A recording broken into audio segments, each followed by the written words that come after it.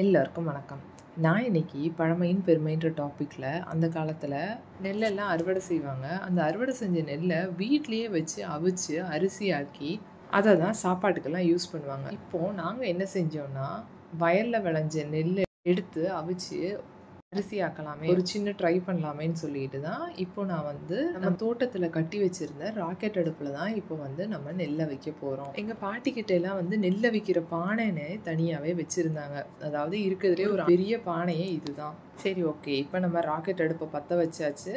பானை பெருசாக இருக்கிறதுன்றதுனால சைடில் பானை சாஞ்சிராமல் இருக்கிறதுக்காக 4 பக்கமும் கல் வச்சுக்கிட்டோம்.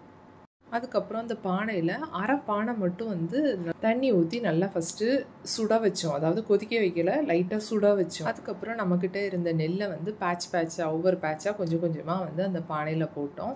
அந்த பானையில் போடும்போதே நெல் என்னாச்சுன்னா, அதாவது சாவின்னு சொல்லுவாங்க. அதாவது உள்ள அரிசி இல்லாமல் வெறும் தோல் மட்டும் இருக்குல்ல, அந்த நெல் எல்லாமே மிதக்க ஆரம்பிச்சிருச்சு மேலே உள்ள லேயரில்.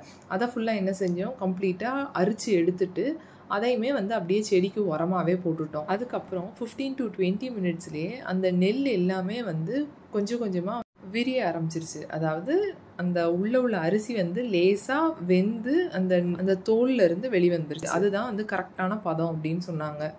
அவ்வளோதான், இது வேக வைக்கிற ப்ராசஸ் முடிஞ்சு போச்சு. அதுக்கப்புறம் இந்த வெந்த நெல்லை எடுக்கிறதுக்குனே தனியாக கரண்டி இருக்குது. அதுவுமே இரும்பு கரண்டியால் தான் செஞ்சு வச்சுருந்தாங்க. இதுவும் அப்போ உள்ள ஒரு இரும்பு கரண்டி தான். சரி, ஓகே, நம்ம அவிச்ச நெல் எல்லாத்தையுமே ஒரு கூடையில் போட்டு அந்த தண்ணி ஃபுல்லாக வடிஞ்சதுக்கப்புறம் நம்ம ஒரு இடத்துல மொத்தமாக போட்டு குமிச்சு வச்சிடணும். அதுக்கப்புறம் குமிச்ச நெல்லை ஒரு 3 days நல்லா பரத்தி விட்டு நல்லா காய வச்சிடணும். அதாவது காலையில் பரத்தி விடணும், அப்புறம் நைட் நேரம் நெல் அள்ளி வச்சுக்கணும், அதுக்கப்புறம் காலையில் திருப்பி பரத்தி விடணும், நைட் நல்லா எடுத்து வச்சிடணும். இப்படி தான் ப்ராசஸ் 3 நாளாக இருக்கணும். அந்த காலத்தில் என்ன பண்ணுவாங்கன்னா, அந்த உரலில் போட்டு குத்தி அரிசி எடுப்பாங்க.